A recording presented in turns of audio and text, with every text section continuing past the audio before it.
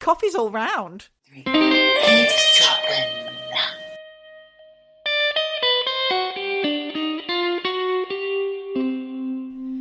Hello, Michelle. Not feeling too bright today, I see. I'm not as bright and shiny as a little button as I normally am. Lost your shine. Oh, I've lost my shine. I've got one of those end-of-season colds, Aw. so I apologise for the crackly voice. Apologies, listeners. But you know what? We're not perfect. We are humans. I'm only human. Do you know what? The way you just said that, it sounded like you said apple logies.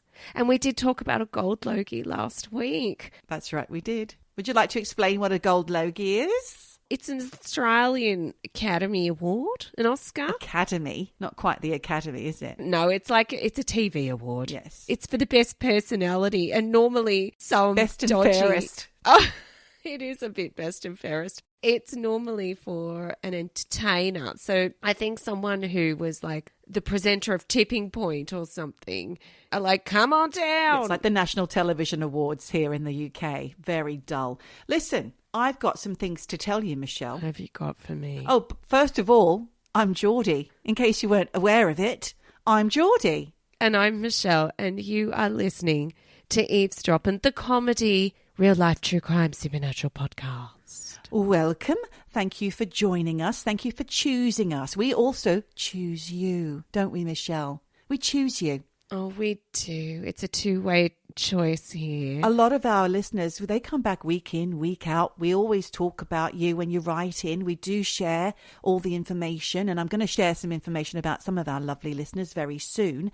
But I wanted to say that this month on Patreon, I had a little meet-up with a chap called Pinball Jeff on Patreon. So if you're a member, you're going to be treated to my conversation with Jeff for free. But if you're not, well, not for free. That's not for free. You actually have to pay a little bit of money. You buy us a coffee, like I bought Jeff a coffee and got all his stories. So you now have to buy both of us a coffee and Michelle in order to listen to the convo. Does that make sense? Not really. Coffee's all round. That was a long-winded way of saying we love it when you support us on Patreon.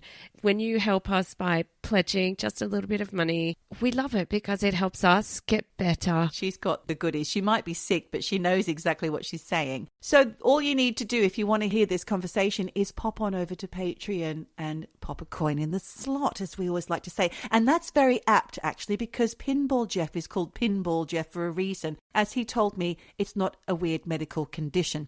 It is actually because he's into pinballs, and so much so that he has a retro arcade called Pinball Alley, and it's a hire service and repair site, and it's pinballalley.co.uk, I think, but Michelle will put the correct link at the end of the show or in our show notes. And he's also at Dreamland Margate. You can go and experience the whole pinball museum down there. Plus, he does the pinnies at Glasgow-on-Sea. If you've ever been to Glastonbury, there's a great big pier that is built. And there's so much going on. There's robotics there, and I think that's from the Mutoid Waste Company, which Jeff and I discuss in our conversation. They also do Carhenge, by the way, which is at Glastonbury. This guy sounds amazing. Well, he doesn't do the Carhenge, that's the Mutoids, but he does the pinballs at Glastonbury-on-Sea, which I went to last year because, as you know, we were mermaids, my daughter and I, for Emergency Exit Arts.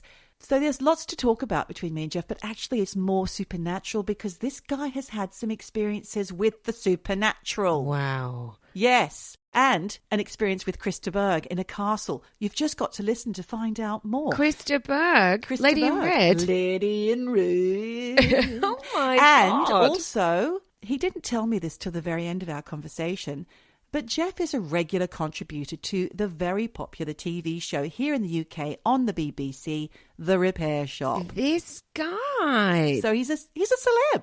Yeah. Incredible. And we've got him. We've got the exclusive. We've got full access. We've got, I was going to say full frontal, but no.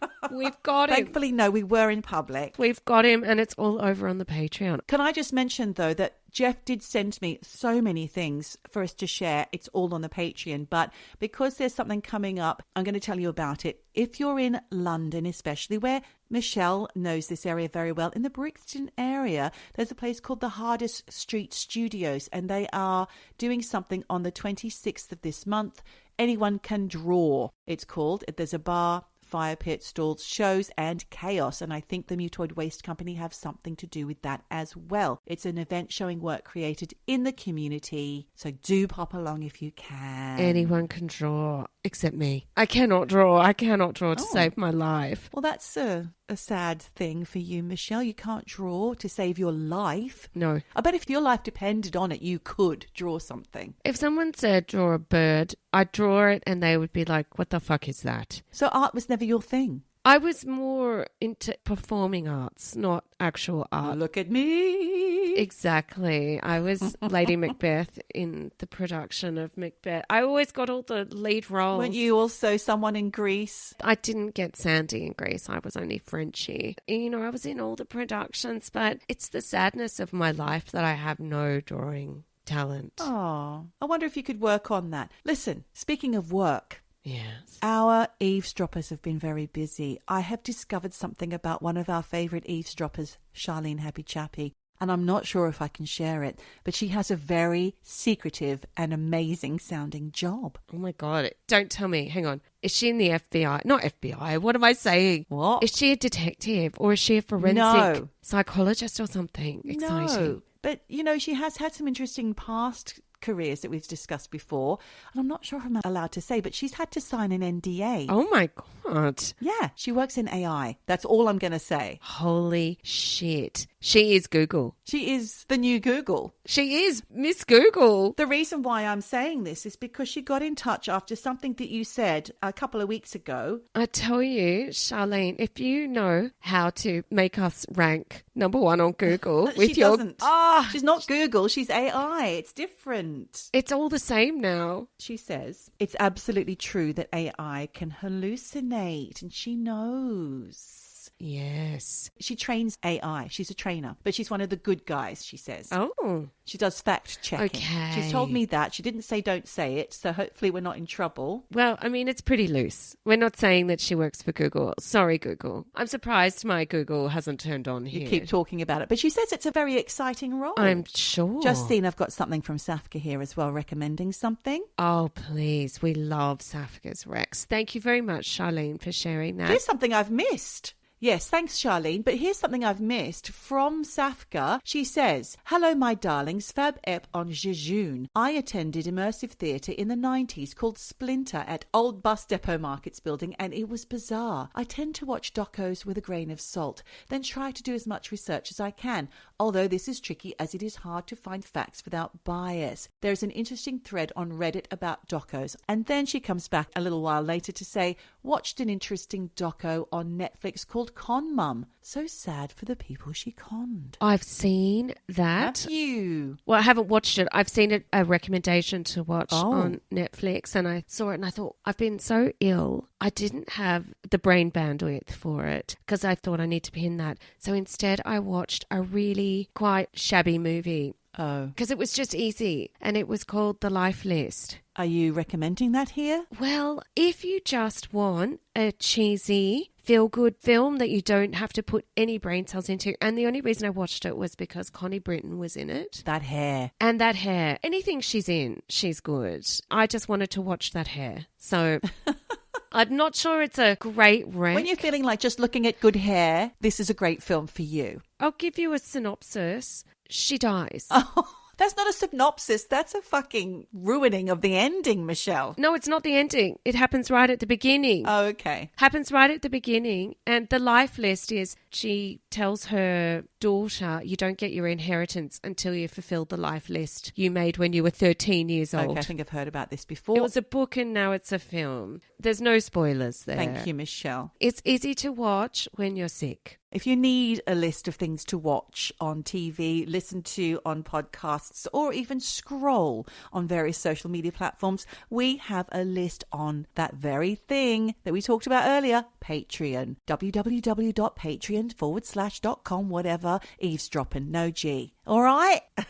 And I will say thank you to all the eavesdroppers who wrote in about adolescence, because I did watch that. Fuck me, it was fucking brutal. Wow. And I know that I have bagged out Stephen Graham in the past. You have, unfairly so. National treasure. He was pretty good in this. Pretty good. I'll give him that. He always plays the same character though, let's admit, but he was good. Now, I have questions about that. Not everybody's seen it, so I don't want to talk about it. But I would say something about the parents' reactions in the beginning. Just from the beginning, I always felt that the parents weren't asking the right questions that I felt I would have asked had this happened to me. That's all I'm going to say on the matter. All I would say is I would have asked every fucking question under the sun, but I think it was a nod to the working class nature Of Keepstorm. Yeah. And also where they live, how they were brought up, where they are in the class system in England. Yeah, good point. I think it was a bit of a nod to a lot of things as to why perhaps their education levels didn't allow them to parent the way that maybe they should have, which was a theme that was brought up later in the series. Yeah. And also they don't know how to handle the law in that way. I thought it was brilliantly done. And I did see that Brad Pitt kept being mentioned in the production. It's like, what? Yeah. What are you doing, Brad? Stephen Graham is a huge Hollywood star. He's been in Scorsese films. He was in The Irishman. Was he? Yes. Oh, okay. I think he was.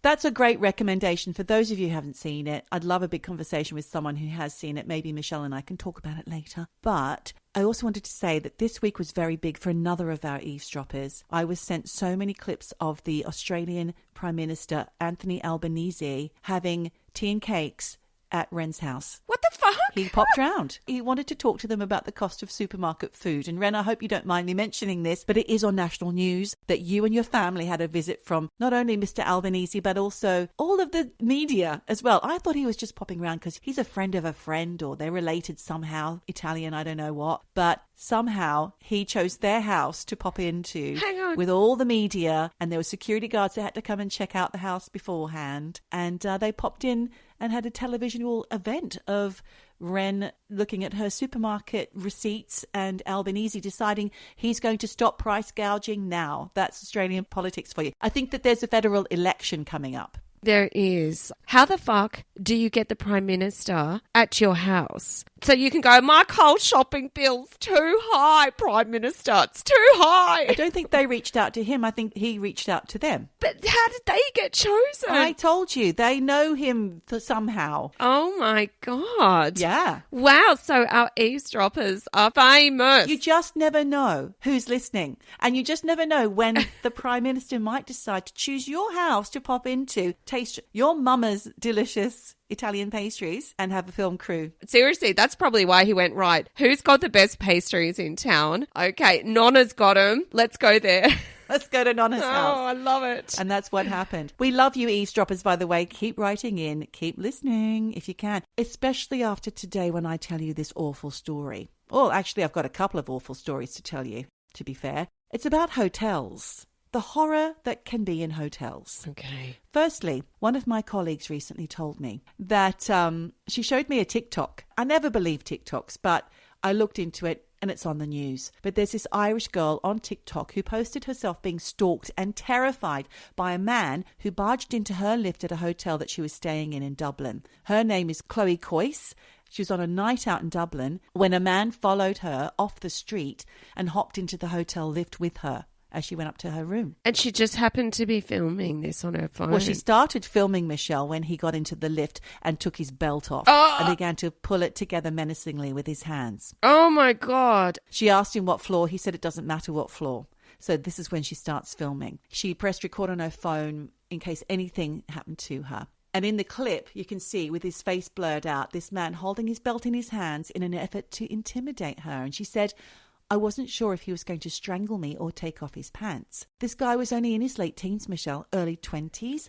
Then he followed her into the hotel room. They kind of walked together down the corridor, but then he disappeared after she banged on the door calling for her mum because her mum was inside. Oh, my God. Thank God she had someone waiting for her inside. I know. It's awful. She did ring reception after the incident, reported it. The hotel employee apparently was somebody that saw him go in, but they just assumed they were together. And fair enough. As a hotel employee, you can't be expected to know whether or not someone's together. She could have just been bringing someone home who she'd picked up. Yep. You know, it's not for hotels to judge. But fuck me, that's fucking scary. Yeah, she just wasn't aware. Apparently, he'd heard her saying goodbye to some people in a cab, and her hotel wasn't far from where they were enjoying their night out. And she'd mentioned the name of the hotel, so she thinks that this guy had hung back and then followed her in. Oh, shit. And this was in Dublin. Dublin. I always thought it was such a nice, cheery place, but Well, it can happen anywhere. Let's not tar Dublin with the brush of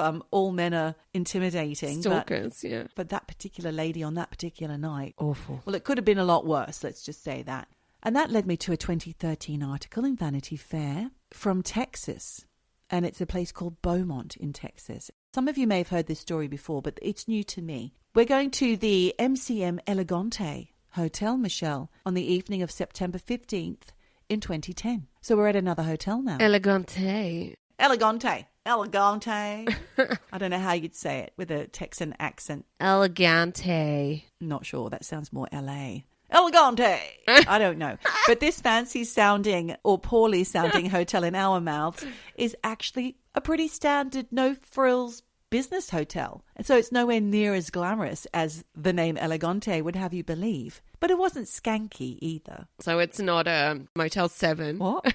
I mean, they were like the dodgiest side of the road motels that I stayed in. I've stayed in a lot of, I think they were called Motel 7s or something. And they were shonky. I'd say it's more of a Premier hotel. Premier Inns. Premier Inn, that's it. Not a travel lodge. But in room 348, I'm going to call it 348 actually, because otherwise it takes too long to say, a man called Greg Fleniken had booked himself in. Now, Greg, he's a 55-year-old man. He co-owns an oil and gas land leasing business with his brother in Beaumont in Texas. Now, land leasing business for gas and oil is where I guess you have the land and you lease it to big oil companies and gas companies. And big fucking big money. dollar. So why is he in a Premier Inn level? Well, perhaps it's just the town of Beaumont didn't have much else to offer. I don't know. But he and his brother ran the business, but Greg lived in Lafayette, which is not Beaumont. So he'd often travel over on a Monday and return home at the weekend. So he spent a lot of time on the road, which is how he ended up in room 348 that night.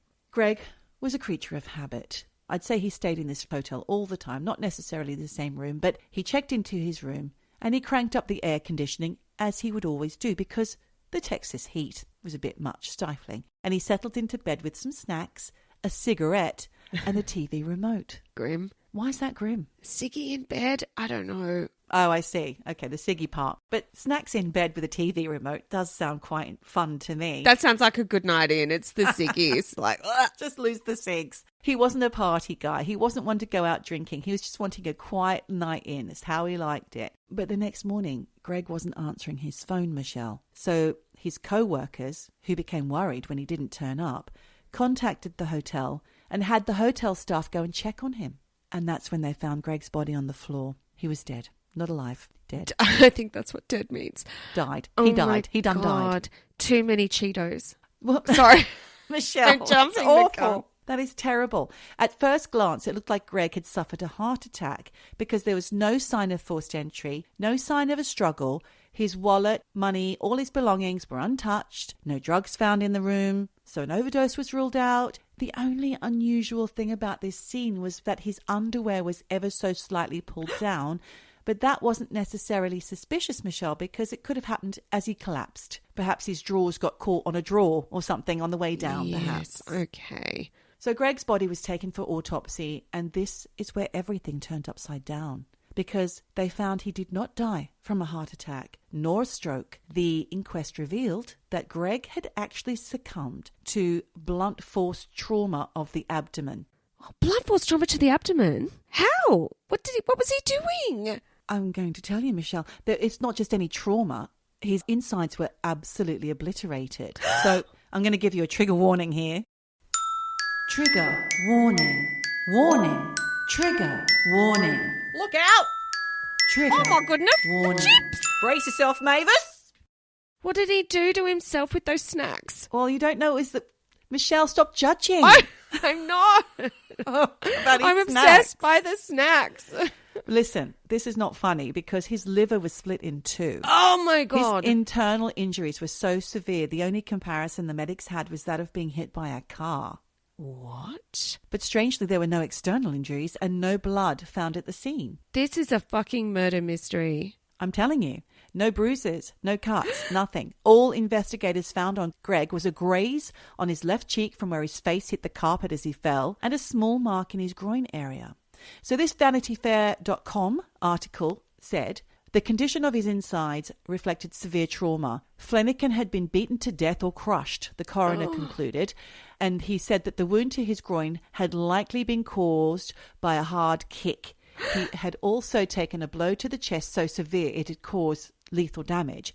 The doctor found small lacerations on his stomach and liver, as well as 2 broken ribs and a hole in the right atrium of his heart. It made no sense, Michelle. But there's no bruises, nothing. No external. No, just this little mark in his groin. How does someone get those kind of extreme injuries without a single mark on the outside? So now it's really obvious to investigators that they aren't dealing with a medical mystery. They're dealing with a murder. Now, I will say, a couple of weeks ago, we did say that we hadn't done grim murders for a while. So this is the grim murder episode, and I'm already feeling scared, Geordie. Oh, don't be scared, Michelle. I'll tell you what happened. There's no sign that anyone had entered his room. The door had a keycard lock. The hotel records showed that no one came in after Greg, but as we just heard about Chloe Case, someone could have slipped in. You know this now because of what I said before. But remember, nothing was stolen, so it's very unlikely. So how do you murder a man without touching him? The investigation slowed right down with not much else to go on. The police had no leads and the hotel wasn't really cooperating. That's weird. The detective on the case, and you'll love this name, Steve Apple, discovered that Greg had made a call to hotel maintenance during the evening after the microwave in the room malfunctioned while he was making popcorn, Michelle. No Cheetos, it was popcorn. All right, that's much more healthier. But Greg had blown an electrical circuit with the microwave, and it affected Greg and the room next door, room 349. In that room, there was a group of out-of-town electricians, similar to Greg, on the road. When they were interviewed by Detective Apple a week after Greg's death, the Sparkies, as they're known, electricians or Leckies, Lance Mueller and Tim Steinmetz were both cooperative. They told the detective they'd spent most of that evening in a hotel bar, and when they returned, the only noise they heard was a lot of coughing from next door. They gave Detective Apple their cell numbers in case they could be of any help in the future. But Greg's widow, Susie, wasn't happy with the unanswered questions regarding her husband's death, and how would you be? She needed to know who was accountable for her husband's death. It was a murder after all. I would be like a dog with a bone if this was my hubby. And it was slowing down and they were just giving up because there was no evidence. So what do you do when police aren't getting results? She hired a private investigator. Well, they probably had the money. So, yes, I would do the same. She would have done, you're right, yes. So let's welcome Ken Brennan to the story. He's an ex-policeman, ex-drug-busting agent and private investigator. Ken is on the case, Michelle. Okay. He takes one look at this case and goes, something ain't right. Oh, my God, he's a genius. Ken spoke with Susie Fleniken to get as many details as he could before he got to work on the case, but there was something that struck him as odd. According to the Vanity Fair article, Ken asked Susie if there was anything that didn't seem right to her about the crime scene. Susie told Ken that she was surprised that the room was so warm when Greg's co-workers entered it the following morning because the husband liked to crank up the AC at night. So the AC had turned off, maybe. Well, he did blow a fuse, didn't he? Yes. To begin with, Ken asks to see the case file along with some crime scene photos, and Ken noted that Greg was still holding a cigarette in his left hand at the time of his death, and he asked Susie if Greg was right or left-handed and which hand he smoked with. Susie was quick to tell him that her husband was right-handed and positively, without a doubt, always smoked with his right hand. So Ken worked out that the aircon had shut down with everything else when the circuit breaker went, when the microwave broke. Hotel records showed that the maintenance men had left Greg in good health around 8:30 p.m. Greg carried on watching his movie and possibly forgot to turn the air conditioning back on. Yeah. It would have taken a few minutes for the room to get warm enough for him to notice, and by the time it had, he was already dead. So why was his cigarette found in the left hand if Greg was right-handed? So Ken once again on the case, pieced it together by looking at and around the room. And he surmised that Greg had gotten up from the bed and headed towards the door, shifting his cigarette to his left hand so he could grab the door handle with his right. So then Ken moved his attention to the coroner's report. He interviewed the coroner on the case and asked him if the internal injuries suffered by Greg could have been caused by a serious beating. The coroner said yes, and the injury found in Greg's groin, in his opinion, could have been caused by someone wearing steel toe-capped boots. Ken thought to himself, the 2 electricians in room 349 were wearing construction boots. This is when Ken notices something the police had overlooked. There's a small hole in the wall near Greg's body. No one else had seen it. Ken was forensic, so why weren't the police? But he comes up with this ingenious idea that the police hadn't thought of, clearly. So he goes into room 348, stands where Greg's body was found, and then goes into the next room where the Sparkies were staying in 349. Ken finds another hole in the same part on the opposite wall. This is when it all falls into place for Ken. It's obvious. Greg Fleniken was not attacked or beaten to death. He was shot. And the bullet never exited his body, which is why no one saw an obvious gunshot wound. Instead, the force of the gunshot sent a massive shockwave throughout Greg's body, utterly destroying his internal organs. There had been some strange burns on his chest, which were now thought to be from the heat of the bullet. So now Ken needed to look closely at the room full of electricians next door to Greg's room, and he did some digging and discovered that, yes, as they said, they'd been on the piss all night when Greg died. So he took it upon himself to interview these guys one by one, relentlessly. And their answers were the same as before. Nothing happened. They didn't hear anything. They didn't see anything. But then Lance Mueller appeared uncomfortable, and eventually he revealed what really happened that night. Okay. Those electricians in room 349 had been engaging in tomfoolery, Michelle, and a gun was produced. Oh, shit. They were pissed. They're in Texas, after all. Drunk as skunks when they get a gun out. Ridiculous. It was a small pistol, and the men, obviously drinking, playing cards, passing the gun around, acting the fool, and at some point Mueller decided to show off, and he pulled the trigger without realizing the gun was loaded. Oh, shit. A bullet fired, went through the wall, and as far as they knew,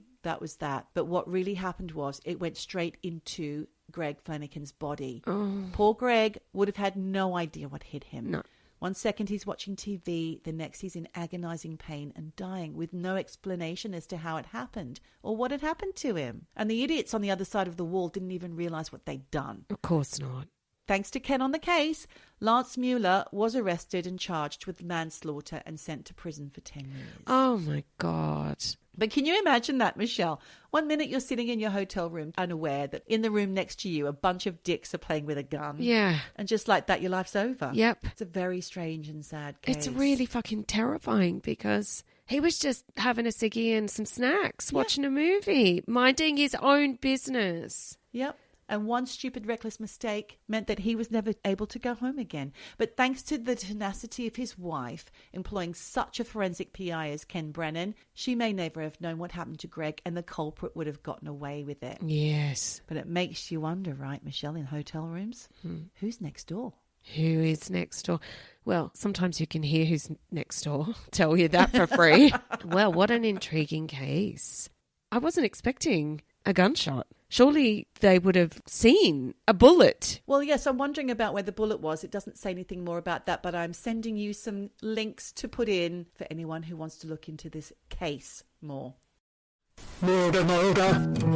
It's true and it's crime. Crime time. It's crime time. Murder, murder. Murder. Crime time. Crime time!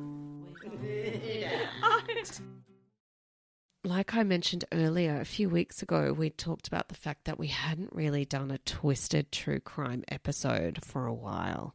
So from me, Yeah. here it is, Oh, guys. God.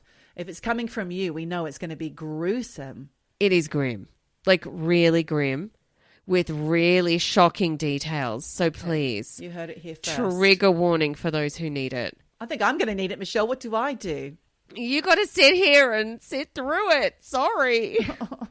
So this is a relatively recent case, and I remember reading something about it a few years ago in the Daily Mail. It really sounds like I'm a Daily Mail reader. I'm not, but It really does. But they have the best roundups of things. Like they just simplify stuff. And this case was a shocker. So at around 10 o'clock in the morning of October 13th, 2021, the body of veterinary technician, 41-year-old Christina Parcell, was found at her home in the town of Greer in South Carolina, America. Of course, another American murder here. And she had been brutally and violently murdered. Oh, no. The alarm had been raised that morning when Christina's fiancé, Bradley Post, had tried to contact Christina, but he'd had no luck getting hold of her. By around 11 o'clock in the morning, he decided to go over to Christina's house. And that's when he'd found Christina had been fatally attacked. She was covered in blood and her face was unrecognizable. Oh, my God. Trigger warning here. The killer had apparently stabbed her between 31 and 35 times in the face and neck. Fucking hell. Also, she was surrounded by rose petals. Huh? And her body was apparently put into some kind of pose. Oh, God, I hate that. So when Bradley called in the murder and the police arrived, they had no clue whether after she'd been murdered, if her body had been posed for pictures or something. Oh, and God. Maybe this whole thing was ritualistic or religious, but either way, it was weird. And a formal investigation was immediately launched. And the whole town of Greer, which it's not a big town, they were perplexed because apparently Christina was a well-known and very well-liked person in town. You know, she was thought to be an excellent vet technician. She was a good friend, and apparently she was also a very good mother to her 10-year-old daughter. Oh, no. And time after time, people after her death commented on the fact that she had this huge personality. She had a big heart. So the whole town was rocked to its core, with people just stunned by how this murder could happen to this nice, hardworking mother. Her colleagues said she was excellent at her job and had a way with animals, and dogs loved her, and her friends said that she was kind and caring and was always the friend that tried to make you smile. And Dan Randall, the owner of the vet hospital she worked at, said she always showed compassion and empathy at work, and that she was always very even-tempered, which he said was, a fantastic trait when working with animals. And that over time, Christina had made a lot of friends. Quote, she loved her daughter, was extremely close to her sister, and she's just not another nameless, faceless victim. Poor choice of words considering she'd been stabbed in the face. There is that. But, yeah, that was not nice. Actually, I only just realised he'd said that. Sick irony. Better choice of word, Dan. So, knowing that Christina had been stabbed at least 31 times in the face and neck, I think we can assume this was not an accidental murder or a tussle gone wrong. It seems like this was a premeditated murder by someone who had a point to prove against Christina. They went to a lot of trouble. Yeah. Being stabbed in the face 31 times? That's Hatred. not just stabbing to kill. Yeah, exactly. That's a hate crime. That's making a statement. So investigators immediately started asking around if Christina had any enemies because, these kinds of wounds indicate that the perpetrator is someone who maybe was angry or jealous, but it's someone who's full of rage and I would say out of control, or maybe some kind of revenge murder.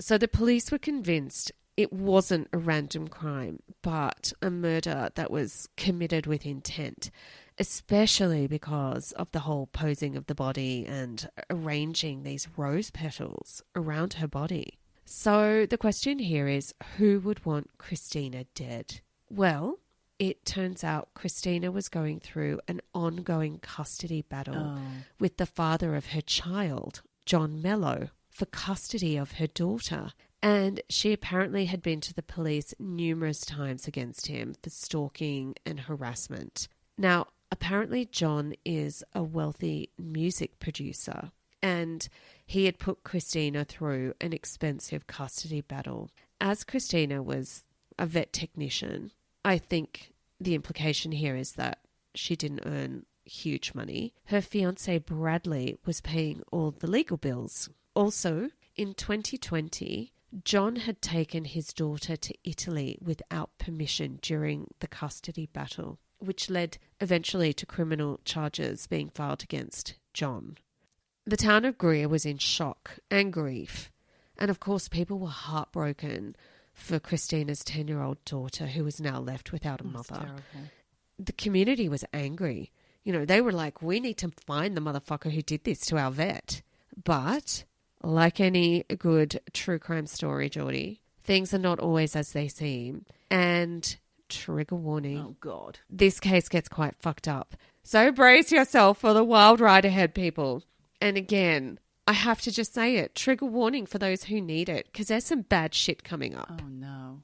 So when I was researching this case, I saw pictures of Christina, and she looks like a nice, pretty, blonde lady with a big smile. And there are also pictures online of her fiancé, Bradley Post, who, and I say this with respect, he looks like a fucking homeless serial killer. Oh, my gosh. Michelle, that is the most judgiest thing I've heard you say this episode. I'm a judger. What can I say? I'm judgy. This guy just doesn't look right. All right. So, like I said, Christina was stabbed between 31. The number of stab wounds are different. I've seen online. Between 31 or 35 times in the face and neck. Her body was found posed, surrounded by these rose petals. But there were other weird details about this case. Police found $500 in cash inside 2 envelopes inside Christina's handbag. They also found a baggie of white powder in her handbag as well.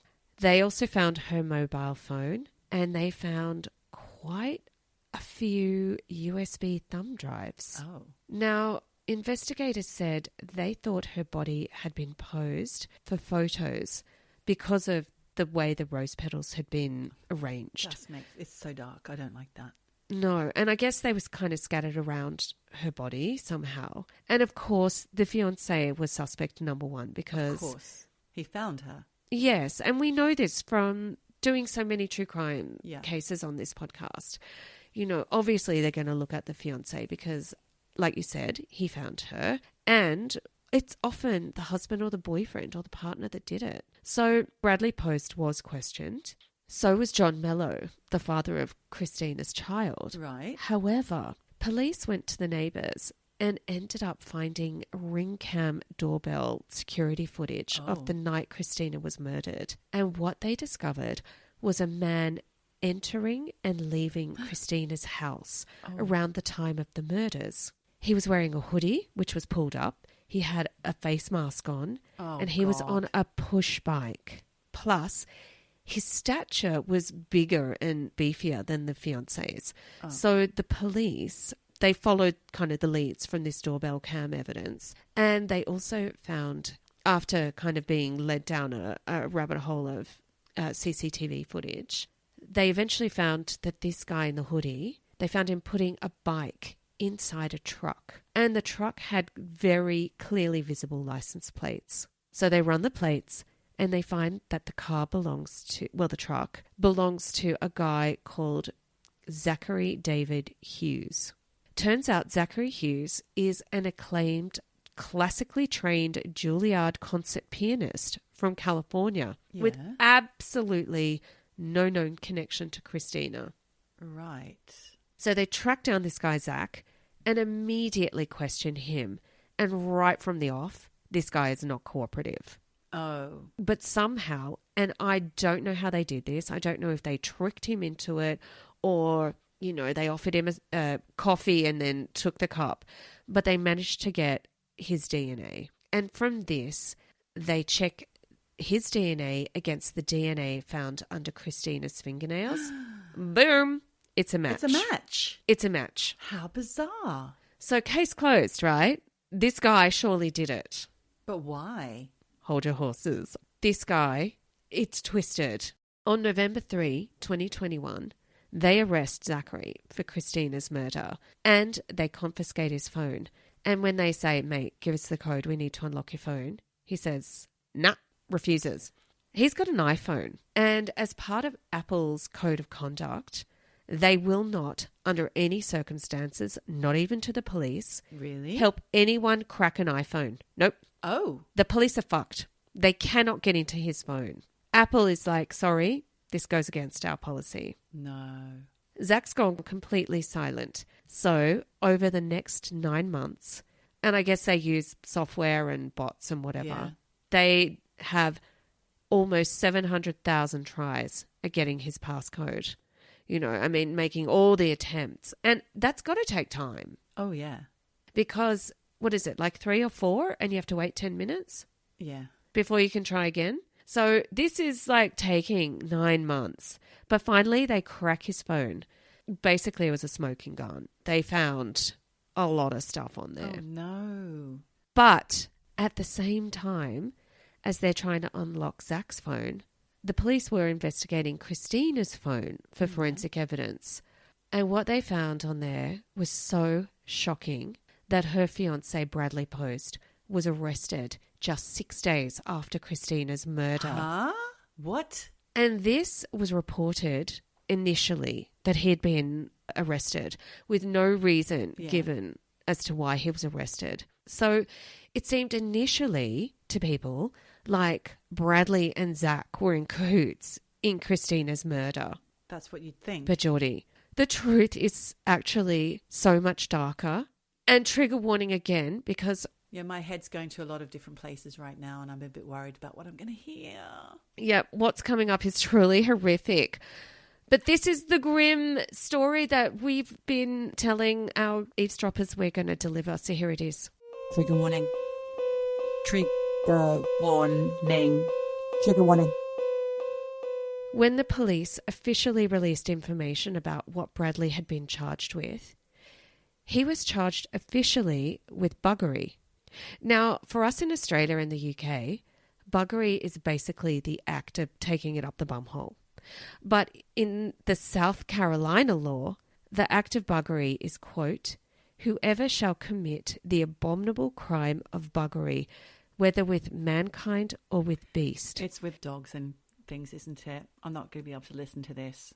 So shall not be on conviction, be guilty of felony, and shall be imprisoned in the penitentiary for 5 years, or shall pay a fine of not less than $500 or both. So yes, basically what they found on Christina's phone were pictures of Bradley having sex with animals. And she was complicit because she's the vet. Hold your horses there.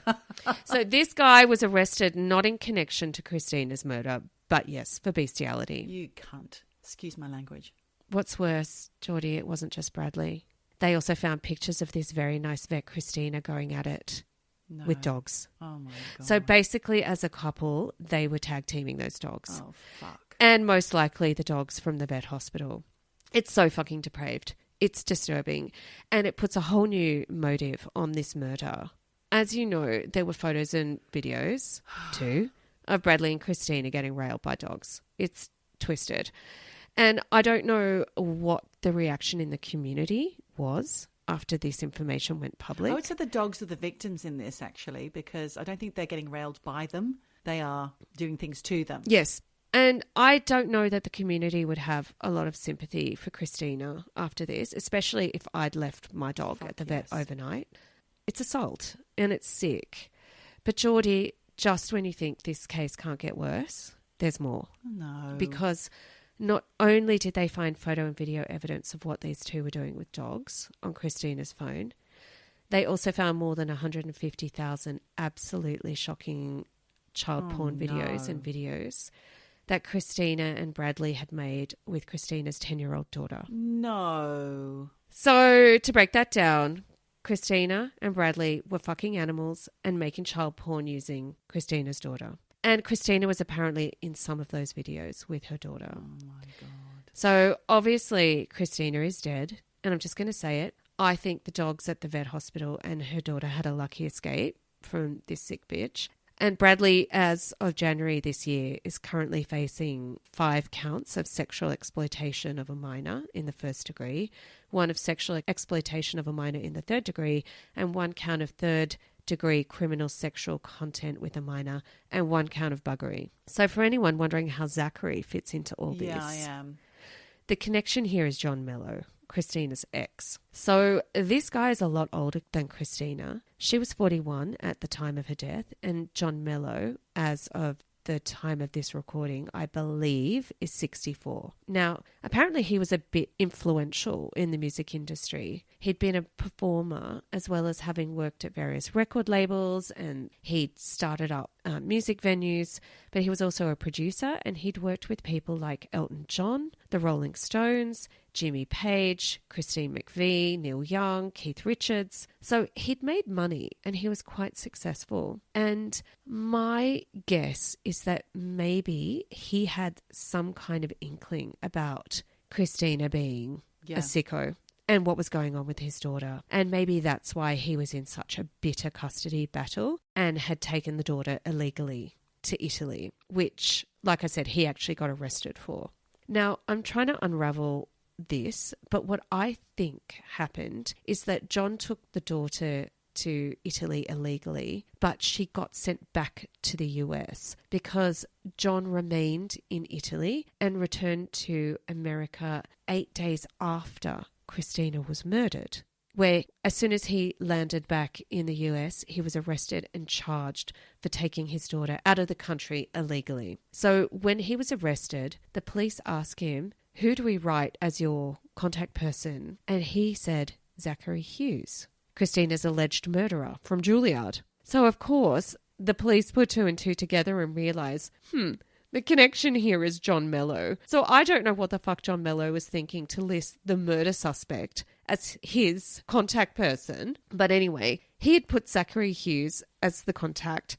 And so they go through John's phone and find almost 2,000 WhatsApp messages between John Mello and Zach Hughes. Now, apparently Zach had met John because of the whole music connection thing, but Zach had also done some domestic work for John and had been a bit of a handyman. So there were WhatsApp messages, which were not encrypted. You know, there were some about, domestic chores, but there were also some about, quotation marks, music research. And on the day of Christina's murder, there was a message from John to Zach that said, quote, "How did the music research go?" And Zach responded, "Good, I'll tell you over the phone." So again, the police put two and two together and come up with the fact that these two were talking in code about Christina's murder. John has consistently maintained his innocence of all the charges against him, but in September 2023, John and Zach were both charged in Greenville County with first-degree harassment and conspiracy for allegedly sending nudes of Christina that John had to an undisclosed group of recipients. What? And these charges apparently remain pending. Okay. This is just so convoluted. Everyone's bloody off their rocker here.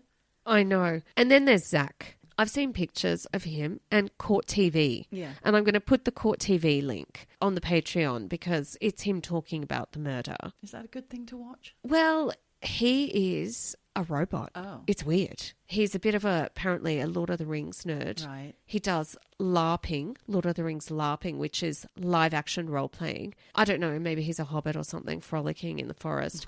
But his story is that he is this genius piano player, but he took a time out in 2019 from being a concert pianist and went to Marine Corps Officer Training School where he got absolute top marks. But he had to quit because he got severe stress fractures in both legs because of all the training. Right. And then he met John, who got him to do this handyman stuff around the house. And that must have been in 2020 when it was all COVID. So I guess he was taking whatever money he could. And when the police finally got into his phone, they did find messages as well between John and Zach, including things like John telling Zach he had Christina's private number and instructing Zach to harass the shit out of her. Right. That's a quote. All of which sealed the deal against Zach.